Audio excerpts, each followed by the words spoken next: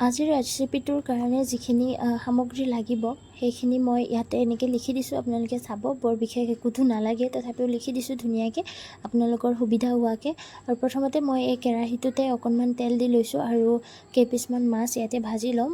মাছটোতো ভাজাটোতো চবৰে একেই থাকি দিয়কচোন, সকলোৱে জানে আৰু তথাপিও মই এনেই অকণমান দেখাই দিছোঁ। আৰু এইফালে আহি গ'ল মেইন বস্তুটো, এইটো হৈছে মধুসোলেং টেঙা।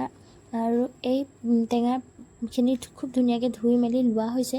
আৰু এতিয়া এই পাতখিনি অকণমান সৰুকৈ মই ছিঙি ল'ম। আপোনালোকে কাটি কিনেও ল'ব পাৰে, আৰু মই পিছে অকণমান এনেই আৰু ছিঙি দিম পাতকেইখিলা, বৰ মানে যিখিনি ডাঙৰ আছে সেইখিনি, আৰু নিদিলেও হয়, আপোনালোকে ইচ্ছা কৰিলে এনেকৈ কৰি ল'ব পাৰে। আৰু এইফালে মই অকণমান পিঁয়াজ আৰু জলকীয়া কাটি লৈছোঁ। আৰু লগতে মাছ ভাজি থোৱা যিটো কেৰাহী আছিলে তাতে অকণমান তেল থাকি গৈছিলে, আৰু তাতে মই এতিয়া পিঁয়াজ আৰু জলকীয়াখিনি ইয়াতে দি দিম, মানে আঞ্জাটো ইয়াতে বনাই দিম। আৰু এয়া পিঁয়াজ আৰু জলকীয়াখিনি অকণমান টাইম মই ভাজি ল'ম। আৰু পিঁয়াজ আৰু জলকীয়াখিনি মানে সেইখিনিয়ে আৰু মেইন বস্তু, আৰু বিশেষ একোৱে নাই, মানে একদম সহজ হয়। যিহেতু ৰেচিপিটো আপোনালোকে চালে গমেই পাব, ইমানেই সহজ হয় আৰু ইমান কম টাইমতে বনাব পৰাই হয়। আৰু এয়া পিঁয়াজখিনি ভাজি লোৱাৰ পিছত মই ইয়াতে দি দিলোঁ টেঙাৰ পাতখিনি। আৰু এইখিনি চাবচোন, অকণমান টাইম দিয়াৰ পিছতে ইমান ধুনীয়াকৈ মানে সিজি যোৱাৰ নিচিনা হৈয়ে যায়, আৰু একো মানে বহুত টাইম নালাগে, এনেই জলদিকৈ হৈয়ে যায়, দেখিছেই আৰু এয়া। তাৰপিছত মই ইয়াতে এড কৰি দিম নিমখ আৰু হালধি। আপোনালোকে নিজৰ প্ৰয়োজন অনুসাৰে নিমখটো এড কৰিব, যিমানটো জোখত বনাব সিমানটো জোখতে নিমখটো দি দিব। আৰু কিছুমানে কমকৈও খায়, গতিকে সেইখিনি নিজৰ ইচ্ছামতে দিব। আৰু মই এয়া নিমখ আৰু হালধিখিনি দিয়াৰ পিছত এইখিনি অকণমান টাইম ভালদৰে ভাজি ল'ম। অকণমান টাইম ভালদৰে ভাজি ল'লে যিটো টেঙাৰ পৰা অকণমান কেঁচা গোন্ধ ওলাব পাৰে সেইটো নোহোৱা হৈ যায়।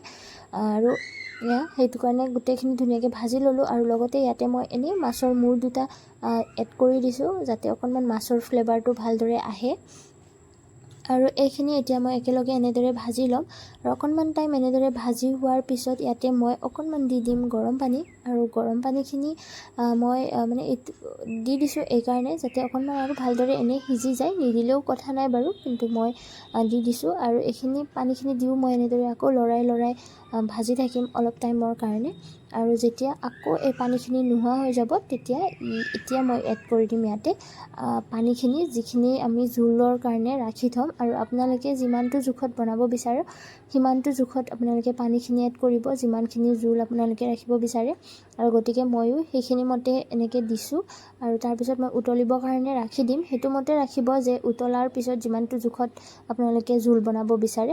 আৰু দেখিছেনে খুব ধুনীয়াকৈ উতলিব লৈছে। আৰু এতিয়া মই ইয়াতে দি দিম ভাজি থৈ দিয়া মাছ কেইপিচ। আৰু তাৰপিছত মাছ কেইপিচ দি উঠি কিনে খুব ধুনীয়াকৈ উতলিবলৈ দি দিম। আৰু তাৰপিছত আমাৰ ধুনীয়াকৈ মধুসোলেং পাতৰ টেঙাৰ আঞ্জাখন ৰেডি হৈ যাব। আৰু একদমেই সহজ আছিলে, আৰু খুব কম সময়তে বনাব পৰা এটা খুব ধুনীয়া ৰেচিপি হয়। আপোনালোকে আশা কৰোঁ ট্ৰাই কৰিব, আৰু ৰেচিপিটো ট্ৰাই কৰি ভাল পাব। আজিলৈ এৰিছোঁ, বাই।